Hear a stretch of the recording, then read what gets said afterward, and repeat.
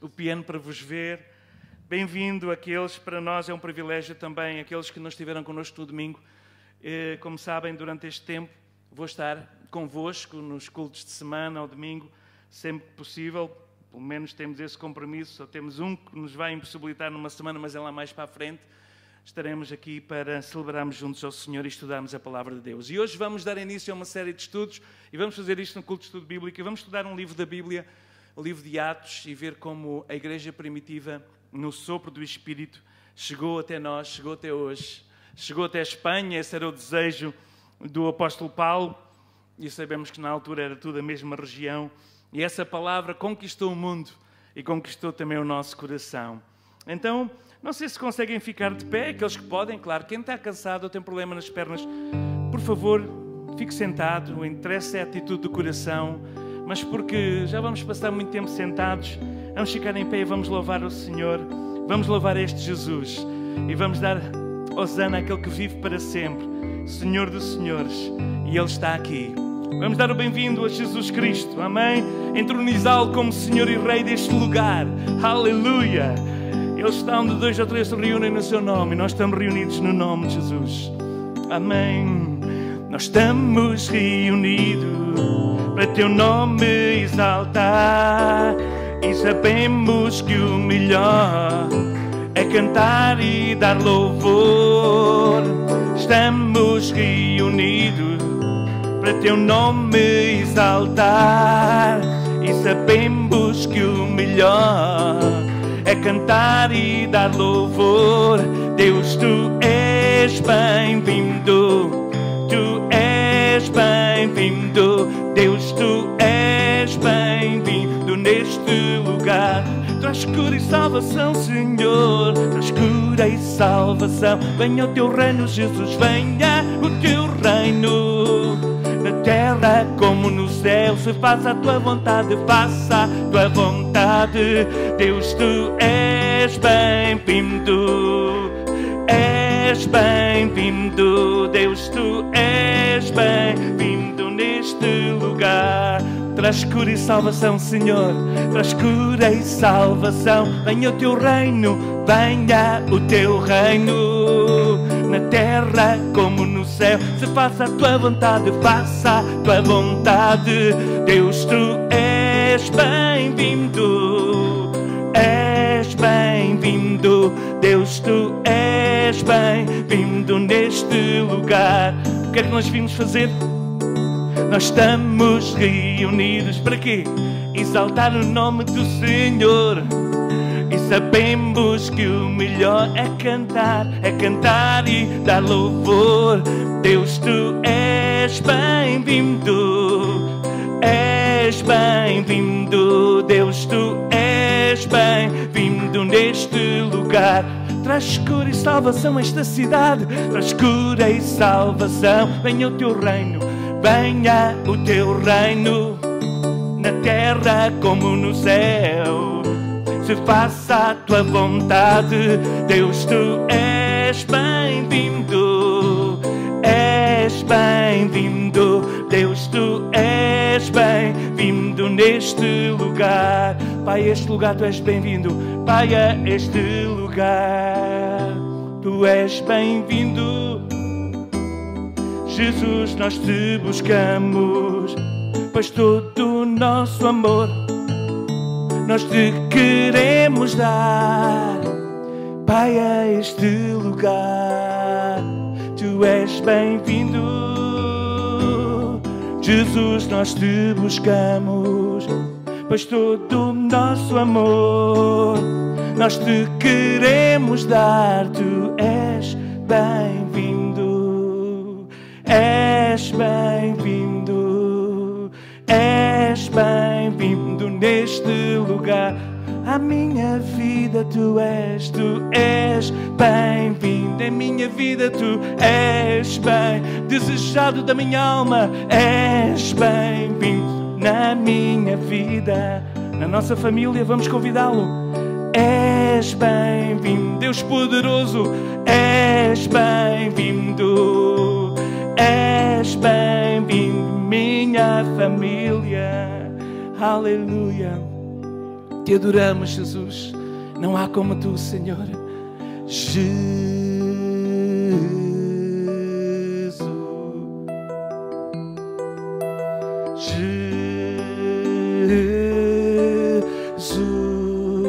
Cantamos este nome que é belo. Jesus, há poder no nome. Jesus, santo e ungido de Deus, santo e ungido de Deus. Jesus, oh, eu te amo, Jesus diz. Seu nome é belo e maravilhoso. Ele está vivo e exaltado. E estás vivo e exaltado. Teu nome é para mim doce como o mel. Teu nome é para mim, é como mel. Teu Espírito é água, Teu Espírito é ar para o meu ser, para o meu. E luz para os meus pés, luz para os meus pés. É Tua palavra, é Tua palavra. Jesus, eu te amo, amo. Teu nome é para mim doce como mel. Teu Espírito é água para o meu. Oh, sacia a minha sede, luz para os meus pés. É Tua palavra. Jesus, eu te amo. Sim, eu te amo. Jesus, eu te amo. Te amo. Eu te amo. Jesus, eu te amo. Eu te amo. Te amo, Jesus. Tu és tudo para mim, Senhor. Tenho sede da Tua presença, ao qual o salmista dizia: oh, não há melhor lugar do que estar nos Teus átrios e fazer ali habitação, onde a Tua presença flui, onde a Tua glória flui, onde o Teu Espírito nos restaura.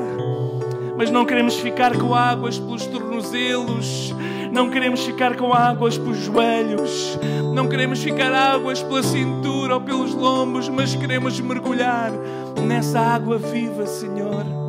Jesus, toca em nós, Senhor. Tu conheces o nosso íntimo, o nosso ser. Estamos diante de Ti, Senhor. Precisamos de Ti. Vem, Santo Espírito, nos encher de Ti, Senhor. Precisamos de Ti, Jesus. Aleluia. Nossa oração. Vem, Espírito. Vem, Espírito, vem. Enche-me, Senhor, com Tua preciosa unção. Vem, Espírito, vem. Vem, Espírito, vem. Enche-me, Senhor, com Tua preciosa unção. Purifica-me e lava-me. Purifica-me e lava-me. Renova-me, restaura-me, Senhor, com Teu poder. Purifica-me e lava-me. Renova-me, restaura-me, Senhor. Te quero conhecer. Nesta noite invocamos o Teu nome. Vem, Espírito, vem. Enche-me, Senhor, com Tua preciosa unção. É minha oração, Santo Espírito, vem. Espírito, vem. Enche-me, Senhor, com Tua preciosa unção. Purifica-me e lava-me. Renova-me, restaura-me, Senhor. com teu poder. Purifica-me e lava-me, renova-me, restaura-me, Senhor, te quero conhecer. Purifica-me e lava-me, renova-me, restaura-me, Senhor, com teu poder. Purifica-me e lava-me, renova-me, restaura-me, Senhor, te quero conhecer. Senhor, eu quero conhecer mais e mais a ti. Senhor, te quero conhecer. Amém, aleluia. Precisamos de ti, Jesus. Com palavras tuas, meu irmão, minha irmã, diz isso. Eu tenho sede, tenho fome de ti. Talvez o irmão ou a irmã queira levantar a sua voz em oração, de gratidão, de louvor. Depois já iremos ter assuntos, já iremos interceder no final. Mas agora é mesmo só uma oração de louvor, de gratidão. Levanta a sua voz. Aleluia, aleluia, aleluia. Precisamos de ti, Jesus. Oh, a minha alma tem sede de ti. A minha alma tem sede de ti, Deus. Quando entrarei na tua presença, saciarei. Aleluia. Aleluia, te adoramos, Jesus. Adoramos o teu nome, Jesus. Aleluia, aleluia, aleluia. Bendito és tu, Jesus. Bendito és tu, Jesus.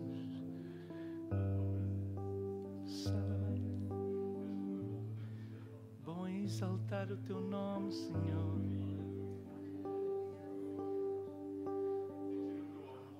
Aleluia. Glória ao teu nome, Jesus. Glória ao teu nome, Jesus. Glória ao teu nome, Jesus. Sacia, Senhor. Aleluia. Sacia nossa alma, Senhor. Aleluia. Glória ao teu nome, Jesus. Bendito sejas tu, Jesus. Santo és tu, Jesus.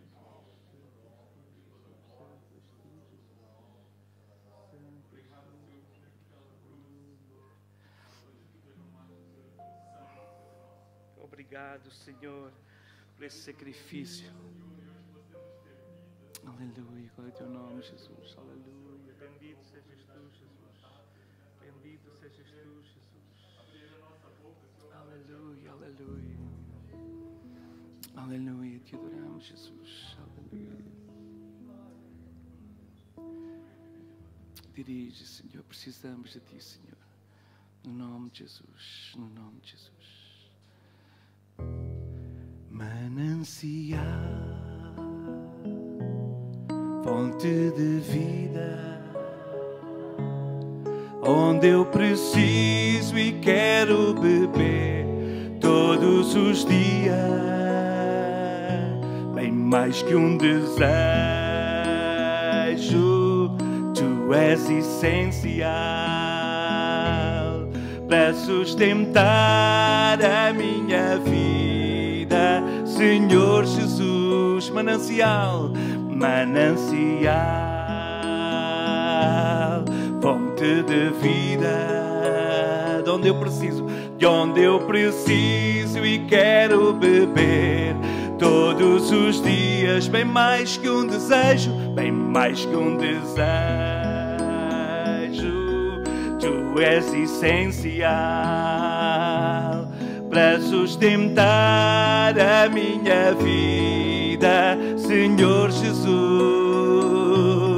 Eu tenho sede de ti, minha alma anseia por ti, só me satisfaço quando estou junto a teus pés. Eu tenho sede de ti, eu tenho sede, minha alma anseia por ti, minha alma anseia por ti. Manancial, única fonte de vida, única fonte de vida tu és. fé. Terminamos dizendo: eu tenho sede de ti, minha alma anseia por ti. Só me satisfaço quando estou junto a teus pés. Eu tenho sede de ti, minha alma anseia por ti. Manancial, única fonte de vida tu és.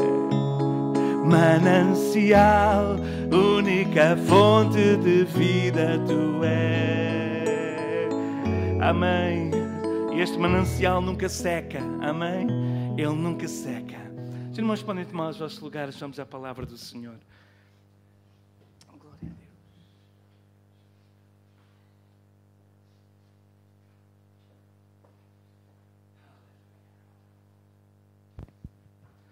Glória a Jesus. Aleluia. Alguns irmãos já não vi há algum tempo, outros não há muito tempo. É o irmão Sabino, exatamente, estava a olhar e a lembrar-me do nosso irmão. Nós vamos dar início ao estudo do livro de Atos. Há um tempo para cá, quando estive em Évora durante os últimos tempos, sentimos que era muito efetivo quando nós pegávamos num livro e caminhávamos pelo livro e às vezes tínhamos que passar por temas difíceis, mas porque era o livro, não dava como contorná-los. E então, verdadeiramente adotei isso como prática. Para mim também é mais fácil, e como estamos num culto de estudo bíblico, estudamos a Bíblia, e para mim é mais fácil pegar num livro e continuar com ele. E eu tinha pensado, como disse no domingo passado, no culto da transição, que estava à espera só de falar sobre o crescimento da igreja em Atos, mas depois comecei a ler o livro e digo, não, vamos lê-lo todo, ainda que vamos saltar alguns episódios de uma forma mais superficial, mas vamos estudar este livro todo. Há um autor cristão muito conhecido, J.B. Phillips, e ele, no prefácio do seu livro The Young Church in Action, ou seja, a jovem igreja em ação, ele diz que uma pessoa não consegue passar vários meses estudando este livro sem ficar, o livro de Atos dos Apóstolos, sem ficar profundamente emocionado e, para ser honesto, muitas vezes até perturbado. O leitor emociona-se, diz o autor nesse livro. Emociona-se porque vê o cristianismo real, em ação pela primeira vez na história humana. Aqui nós estamos vendo a igreja no esplendor da sua juventude. Uma igreja valorosa, uma igreja íntegra. Um corpo de homens e mulheres comuns, mas que estão unidos numa comunhão, uma comunhão que nunca tinha sido vista na terra. Entretanto, o leitor pode ficar perturbado, acrescenta o autor, porque esta é a igreja que devia de ser. A igreja que devia de ser. Eu vou trocar de micro porque está a fazer aqui um barulho, o irmão pode mutar, e eu vou trocar porque há aqui um ruído que me está a perturbar de fundo. Eu penso que é deste micro sem fios. Pode fazer mute sem fios, que eu fico aqui com este, porque há aí um motorzinho de fundo, que deve ser qualquer problema de massa aí do... Oh, ok. Está melhor assim, não está? É que aquele estava já... A gente depois começa a ouvir e aquilo começa a ficar na cabeça e perturba-nos um pouco.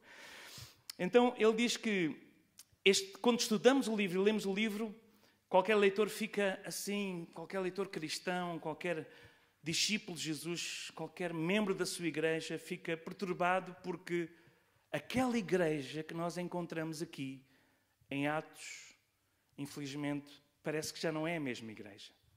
Ela é a mesma igreja. Só que aqui nós vemos uma igreja jovem, uma igreja cheia de vitalidade, uma igreja que está a aprender a dar os primeiros passos e só tem um professor, que é o Espírito Santo. Não tem os escritos dos apóstolos, não tem as cartas pastorais, não tem as cartas, as epístolas que o apóstolo Paulo nos deixou, as cartas pastorais de João, de Pedro, de Tiago. Então eles dependiam totalmente do Espírito Santo. E quando nós olhamos para a igreja dos nossos dias, nós vemos que essa igreja, que era vigorosa, flexível, porque ainda não se tinha tornado uma igreja gorda, uma igreja que já não tem fogo. Não tem fogo porque engordeceu com a prosperidade e alguma igreja, principalmente a igreja tradicional, acabou por enriquecer com muita riqueza e ficou até paralisada. E muitas vezes a igreja tende a ficar paralisada por excesso de organização. Os cristãos simples que estão aqui não faziam como na tradição atos de fé. Eles simplesmente acreditavam. Eles não recitavam suas orações, eles oravam de verdade de coração. Eles não faziam palestras sobre psicologia, ou sobre medicina psicossomática, ou mentoria, que agora está muito em moda. Eles simplesmente curavam os enfermos e passavam aquilo que Jesus lhe tinha deixado. Segundo os padrões modernos, os crentes poderiam passar da sua simplicidade, e nós olhamos para estes crentes e dizemos, eram tão simples. Mas mesmo crentes, homens e mulheres simples, estavam prontos para crer, obedecer, dar e, se necessário, até morrer para o nome de Jesus Cristo. O Espírito de Deus mostrou que através destes homens simples, eles podiam pôr o mundo de cabeça para baixo. E lá em Atos 17:6 diz que aqueles que alvoroçavam o mundo chegaram aqui. Eram assim que os cristãos eram conhecidos. E Atos é o único registro autêntico que nós dispomos destes primeiros anos da igreja. E quando nós sabemos que existem outros registros, como os registros escritos de Flávio Josefo, que foi um historiador e que confirma, graças a Deus, que confirma as Escrituras, sendo ele um judeu, um historiador que fez o registro na altura.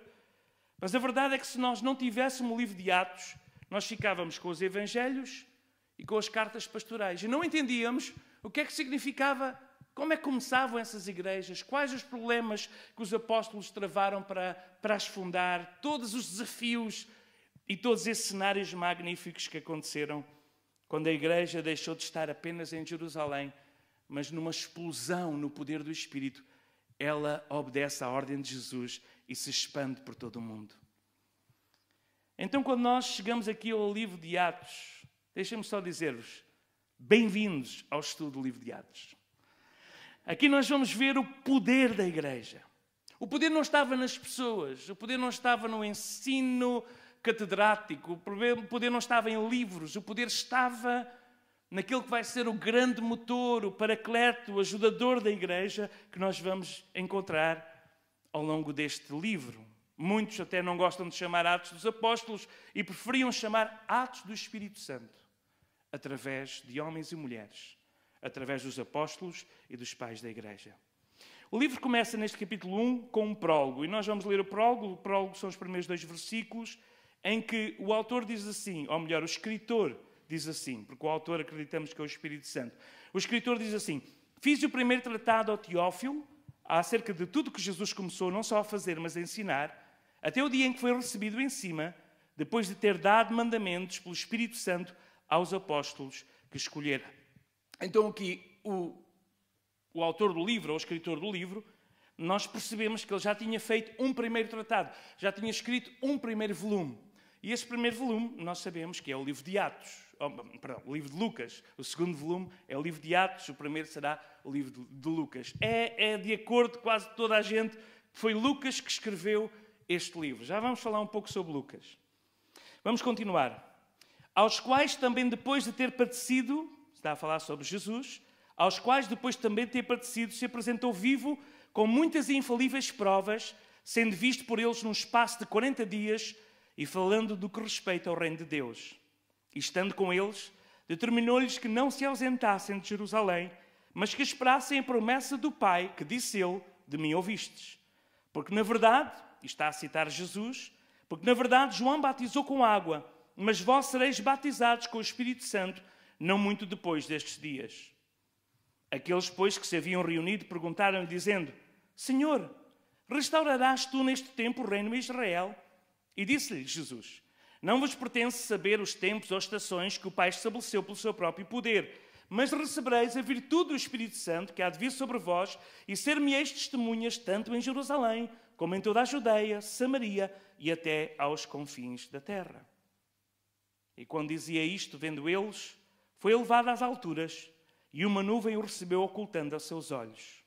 E, estando com os olhos fitos no céu, enquanto ele subia, eis que junto deles puseram 2 varões vestidos de branco, os quais lhe disseram: varões galileus, por que estás olhando para o céu? Esse Jesus que dentre vós foi recebido em cima no céu, há de vir, assim como para o céu o vistes ir. Então voltaram para Jerusalém, do monte chamado das Oliveiras, o qual está perto de Jerusalém, a distância do caminho de um sábado. Muito bem, então nós temos aqui 4 divisões deste primeiro, o prólogo, nos primeiros 2 versículos, depois as provas, versículo 3, as provas de um Cristo ressurreto, depois mostra-nos a ascensão do nosso Senhor Jesus e depois mostra a promessa e a antecipação do Espírito Santo. Mas antes de entrarmos no texto, deixem-me só, como eu referi no início, na introdução, nestes 2 volumes que Lucas escreveu, um sobre a obra de Jesus Cristo, o ensino de Jesus Cristo, e o segundo sobre a obra inacabada de Jesus Cristo. Quando nós ouvimos isto a primeira vez, quando ouvi a primeira vez, isto fez-me assim comichão nos ouvidos. Lucas fala sobre a obra acabada de Jesus Cristo, a obra terminada de Jesus Cristo, tudo o que nós precisamos para ser salvos está lá. E Atos fala-nos sobre a obra inacabada de Jesus Cristo, que não é Jesus que faz, mas é o corpo de Cristo que faz, que é a igreja, que é levar o Evangelho a todo o mundo, a toda a criatura, e então Jesus regressará. A obra ainda não acabou, porque se já tivesse acabado já não estaríamos aqui. Mas porque ainda existe algum trabalho, ainda existem homens e mulheres, jovens e crianças, idosos, ainda existem algumas etnias, alguns grupos de pessoas no mundo que ainda não ouviram a salvação. Por causa disso o Senhor vai retendo a sua promessa para que todos um dia, diante deles, não se possam dizer, não se possam desculpar: eu nunca ouvi, eu não sei de nada. Então Jesus continua a usar-nos, a cada um de nós, para sermos, através do Espírito, ferramentas na sua mão para terminar essa obra. A primeira parte, tudo está feito. Jesus veio, viveu sem pecado, deixou-nos toda a legislação que nós precisamos do reino dos céus, deixou-nos os ensinos, deixou-nos os fundamentos, morreu por nós na cruz do Calvário em nosso lugar, verteu o seu sangue para nos tirar dos pecados, foi sepultado, ressuscitou ao 3º dia, e porque já não conseguia multiplicar-se, não podia estar hoje aqui em Montemor e ao mesmo tempo em Jerusalém, ou no Japão, ou na China, ou no Alasca, porque era um só corpo.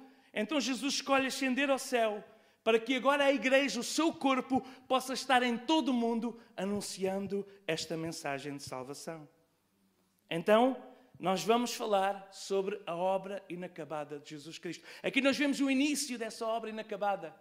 Homens e mulheres falíveis nas mãos do Senhor a serem instrumentos de transformação do mundo. No versículo 3 fala sobre a importância das provas da ressurreição. E é muito interessante porque a ressurreição de Jesus Cristo é a mensagem central das pregações no livro de Atos. Porque morrer, muitos mártires já tinham morrido. Morrer por alguém, naquele tempo, era comum. As cruzes ao longo das estradas mostravam homens e mulheres que eram crucificados, principalmente homens, líderes, qualquer um que se levantasse contra o império era morto. Muitos já tinham morrido, mas nenhum tinha voltado à vida. Bom, havia o caso de Lázaro e outros casos, mas foi o milagre de Jesus. Então, a mensagem de Atos, a pregação de Pedro, e nós vamos ver nos próximos capítulos, é sempre: Jesus morreu, Jesus foi sepultado, mas Jesus ressuscitou e Ele está vivo, sentado à direita de Deus, e ali Ele intercede por nós. Então há aqui uma importância. O versículo 3 diz: aos quais também, depois de ter padecido, vejam a mensagem, Ele morreu por nós, ter padecido, se apresentou vivo com muitas e infalíveis provas, sendo visto por eles num espaço de 40 dias, falando do que respeita ao reino de Deus. Nós podíamos ir até 1 Coríntios capítulo 15, e nos primeiros versículos, do 3 ao 7, nós vemos o apóstolo Paulo a dizer: primeiramente vos entreguei o que também recebi. Cristo morreu pelos nossos pecados, segundo as Escrituras. Foi sepultado. Ressuscitou ao 3º dia, segundo as Escrituras. Foi visto por Cefas, Pedro, depois pelos 12. Depois foi visto uma vez por mais de 500 irmãos, dos quais vive ainda a maior parte, mas alguns já dormem também. Depois foi visto por Tiago, depois por todos os apóstolos, e depois ele diz, e depois apareceu-me a mim. Então, esta é a mensagem. O poder do Evangelho baseia-se e vai se centralizar na ressurreição do nosso Senhor e Salvador. Então, Lucas, antes de começar a falar sobre a obra inacabada que a Igreja tem que fazer e sobre os atos que o Espírito Santo fez através de homens e mulheres que se deixaram usar por Ele, Lucas fala sobre estas provas infalíveis. Ele diz infalíveis provas. Foi visto por um espaço de 40 dias. Então, nesta lista que diz, em Coríntios 15, diz mesmo no verso 6, mais de 500 irmãos viram Jesus Cristo ressurreto. Isto era infalível. E Flávio Joséfo escreve mesmo isso.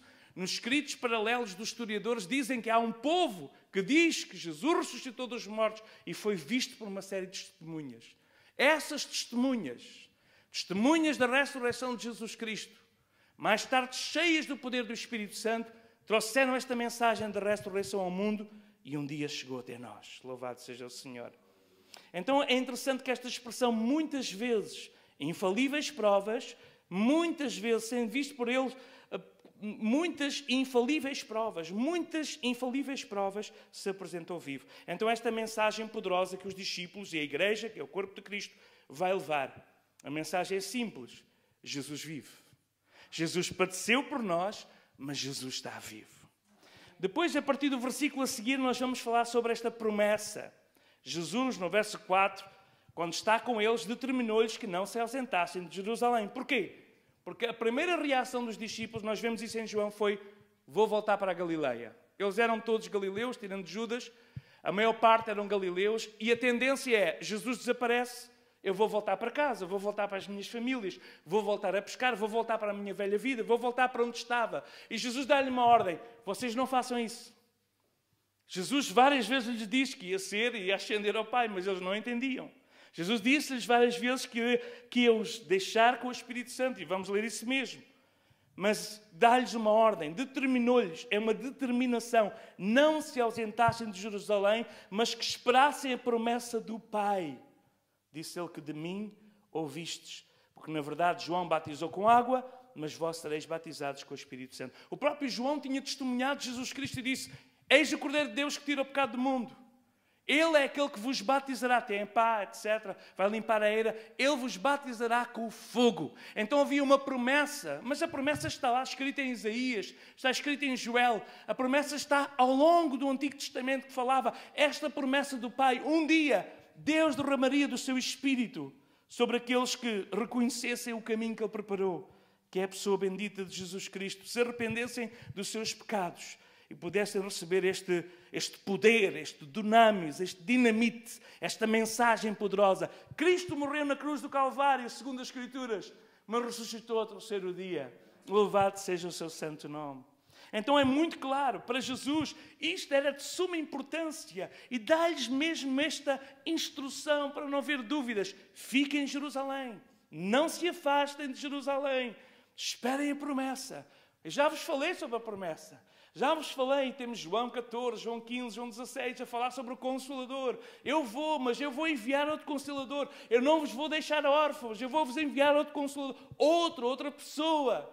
Ele vai estar convosco. Eu vos lembrar das minhas palavras. Ele vos ensinará tudo o que tendes de aprender.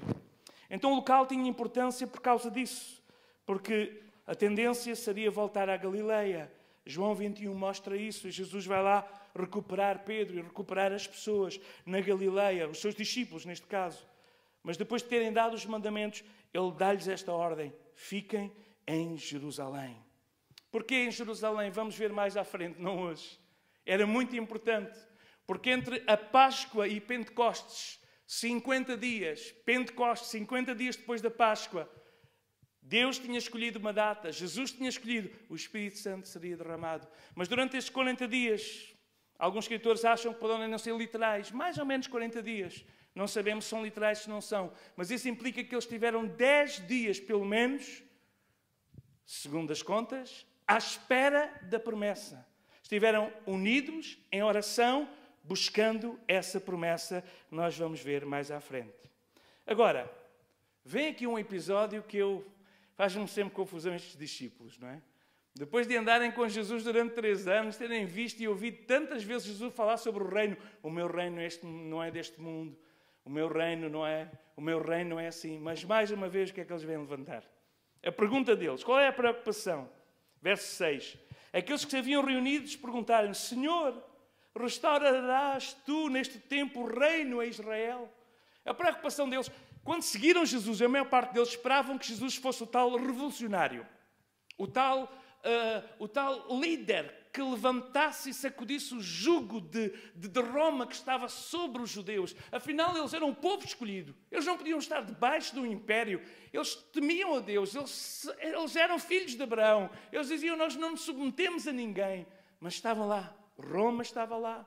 O domínio de Roma estava lá. E a preocupação dos discípulos era sempre: Jesus, vais-tu restaurar o reino de Israel? Vamos ser livres. Vamos nós governar. E Jesus, parece que vocês ainda não entenderam. 3 anos e meio a vos falar. Não perceberam que o meu reino não é comida nem bebida. O meu reino não é poder humano, não é política. O meu reino é um poder militar, mas fala de transformação, libertação, cura, salvação. Então eles perguntam: restaurarás? E Jesus, verso 7, responde-lhes e disse: não vos pertence saber os tempos ou estações que o Senhor determinou. E é muito interessante: tempos é cronos, estações é kairos. Ou seja, nos tempos cronológicos, nos relógios, vocês não vos pertencem naquelas estações especiais, naquele kairos, naquele tempo especial de Deus, em que Deus vai manifestar o seu poder. Não vos pertence saber isso. Vocês não têm que se preocupar com isso. E Jesus tira o foco, mais uma vez, parece da última vez, pega no foco que eles tinham na política, no reino, na sua bandeira judaica, na sua tradição, e tira o foco para lhes dizer: vocês têm que colocar o foco no outro lado. E o verso 7 vai-nos dizer: não vos pertence saber o tempo ou estações. Verso 8, o foco tem que estar: recebereis a virtude do Espírito Santo que há de vir sobre vós, e ser-me-eis testemunhas tanto em Jerusalém, como em toda a Judeia e Samaria, e até aos confins da terra. O foco do reino não está no poder humano, político ou militar. O foco do reino do céu está na manifestação do poder de Deus. Na manifestação do poder de Deus. E é isso que nós precisamos pedir, clamar e buscar ao Senhor. Senhor, manifesta o teu poder. Senhor, derrama o teu poder. Reveste-nos do teu poder. Porque no poder de Deus, estes homens que estão aqui, um punhado de homens no início de Atos dos Apóstolos, vai se multiplicar. E um dia também chegou à nossa família e à nossa vida. E nós fomos libertos. Louvado seja o Senhor. O futuro está nas mãos do Senhor. Nós sabemos disso. Mas a nossa comissão, a nossa importância, a nossa mensagem, o nosso foco tem que estar a buscar este poder para recebereis a virtude do Espírito Santo que há de vir sobre vós. E para que é o poder? Ser-me-eis testemunhas. O poder de Deus é para testemunhar. Este poder é um poder que para sermos testemunhas, e o alcance do testemunho é universal. Jerusalém, o centro religioso da altura, Judeia, a província, Samaria, a vizinhança, e até aos confins da terra. Então o foco é universal. E aqui Jesus volta-lhes a dizer: não se foquem no reino dos judeus. Não se foquem apenas em Israel. Vocês não entenderam? A primeira aliança não cumpriu o propósito. Deus tinha chamado Abraão e tinha-lhes dito: em ti serão benditas todas as nações da terra. Depois Deus chama Moisés e diz-lhes: o estrangeiro está no teu meio, recebe o estrangeiro, ama o estrangeiro. Mas não, eles tornaram-se uma nação fechada na sua religiosidade. E Deus escolhe esta nova aliança que é a igreja, na nova aliança de Deus, para nós percebermos que os gentios estavam incluídos no plano de Deus desde a fundação do mundo, para que todos conheçam e todos adorem um dia o Cordeiro que está sentado no trono. Então, o limite não é apenas a Judeia. A Judeia tudo bem. Samaria, Jesus Samaria. Eles já várias vezes tinham pedido para que Jesus queimasse algumas aldeias de Samaria. Samaria é gente estranha, com costumes estranhos, misturaram-se. Eles abandonaram a fé original. Não é apenas Samaria os limites. Os limites é os confins da terra. Os confins da terra. E esta é a ideia de incluir gentios jamais passaria pela cabeça de um judeu. O nacionalismo judaico da igreja primitiva, infelizmente, demorou muito a morrer. E nós vemos os embates que Lucas, que provavelmente era um gentil, vai-nos contar os embates que houve ao longo deste livro por causa deste nacionalismo judaico que muitas vezes se opunha ao plano do Senhor da Igreja de incluir homens e mulheres, ricos e pobres, servos ou senhores, escravos, servos, ou mesmo crianças ou idosos, todos, em todos os povos. E agora estes confins da terra abrangia o Império Romano, representando a própria Roma. E é interessante que Lucas adota um programa, e o programa passa do Evangelho de Jerusalém até Roma, que é o centro do mundo conhecido da altura. E ele vai nos mostrar esse percurso que Deus usa. Vamos ver isso à frente, não é? Como é óbvio. Depois nós temos um momento também muito importante para nós, da nossa fé, da nossa doutrina, que é a ascensão do nosso Senhor e Salvador. É muito importante para nós. O verso 9 fala sobre isso.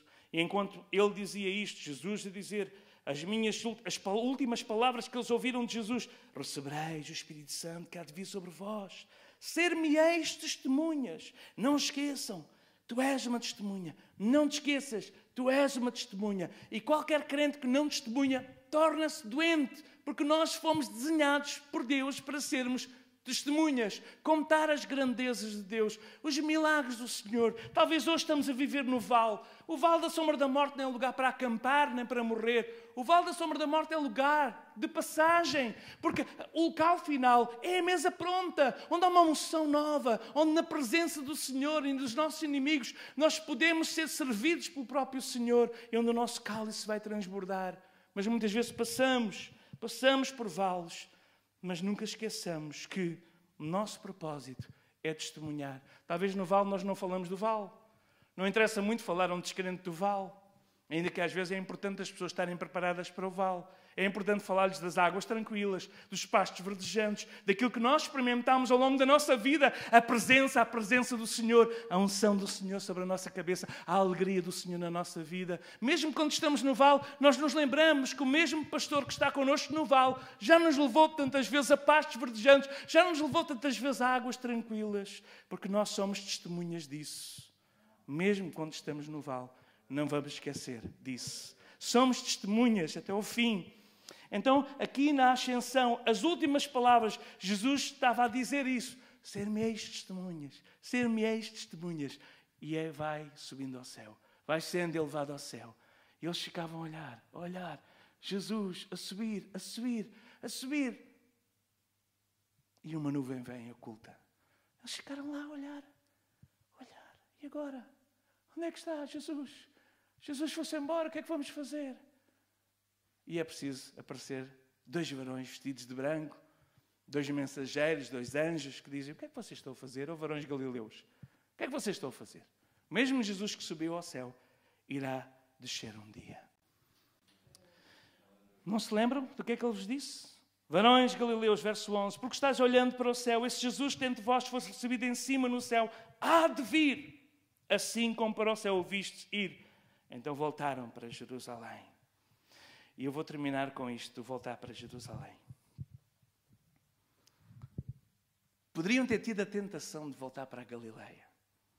Jerusalém era o lugar do cenário de toda a tortura que Jesus tinha passado, da prisão, do julgamento, da crucificação. Jerusalém trazia-lhes memórias de dor. Memórias onde alguns deles até traíram o próprio Senhor. Memórias dolorosas. Mas Jesus tinha dito: vão para Jerusalém. Jesus já os tinha ido buscar a Galileia, ao mar. Nós vemos lá em João. Mas agora eles obedecem. E ainda bem que eles obedeceram. E o meu último ponto é: a obediência sempre precede a bênção. A obediência sempre abre porta para as bênçãos. Nos nossos dias há muitas pessoas que querem bênçãos, mas não querem obedecer. Mas a obediência é que abre as portas às bênçãos. E eles tiveram que ir para Jerusalém porque era a ordem de Jesus. Seria mais confortável voltarem para a Galileia. Seria mais confortável voltarem para a sua velha vida. Mas eles obedeceram, e quando eles obedecem, depois de 40 dias, deste tempo que Jesus esteve com eles, entre a Páscoa e o Pentecostes, eles em obediência voltam para Jerusalém, apesar do medo, eles obedecem à ordem, e quando eles estão a orar juntos, nós vamos ver nos próximos capítulos, nos próximos episódios, então algo de grande acontece.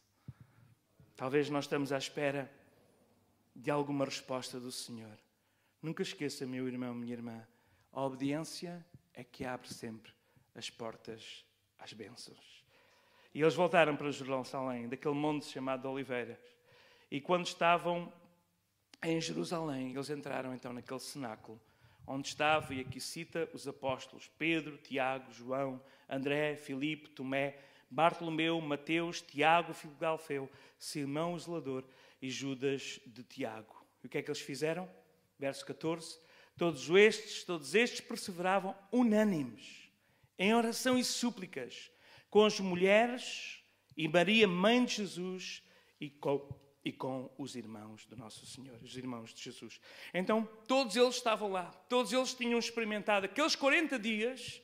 Nós não temos muito acerca do que aconteceu aos irmãos de Jesus. Sabemos que os irmãos de Jesus tentaram prender Jesus a certa altura porque achavam que ele estava louco.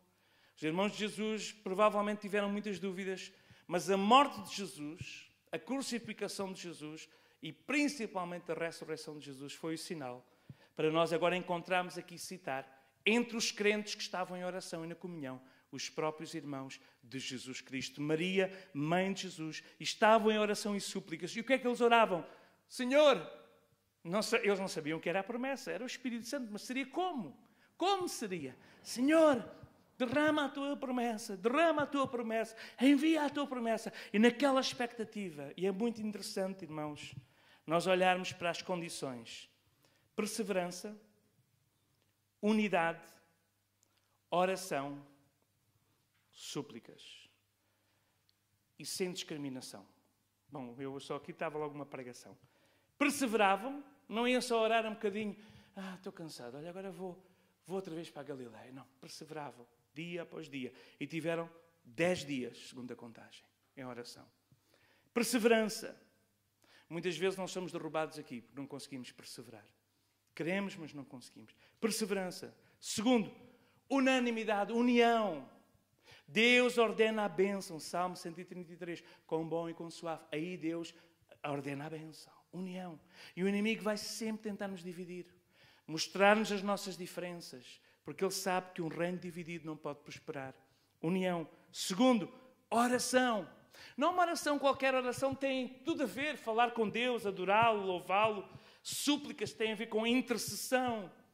Mas eu gosto muito desta particular menção que Lucas faz. E com as mulheres. Porque no tempo os judeus não oravam com as mulheres oravam à parte, num pátio dedicado para elas, mas ali todos estavam juntos. Não havia diferença entre homem e mulher. E naquela unidade, naquela perseverança, naquele ambiente de oração, naquele ambiente de súplicas, naquele ambiente sem discriminação, sem qualquer discriminação, ali Deus derrama, depois vamos ver à frente, o Espírito Santo e a promessa, porque eles obedeceram e foram para Jerusalém. E aqui começa o sentido. E quando nós vamos ver, irmãos, unânimes, vamos ver isto ao longo dos Atos dos Apóstolos, sempre lá, como uma das condições para que Deus se manifeste. Eu sei que não é fácil para todos nós estarmos aqui, mas nós queremos mais do Senhor. E nós vamos, neste momento, agora aplicar a palavra do Senhor. E vamos orar a Deus, para que Deus possa verdadeiramente derramar o seu Espírito sobre nós. Nossa ideia, nós ainda vamos depois falar juntos na junta administrativa, mas a nossa ideia é termos também recuperar as vigílias de oração. Tempo onde nós nos consagramos a buscar a Deus, porque nós precisamos muito deste poder. Nós precisamos muito do Senhor. Para aqueles que estão em casa, nós vamos terminar agora a transmissão e ficamos aqui em família a buscar e a orar o nome do Senhor. Deus abençoe para aqueles que estão em casa ou que vão ver a gravação mais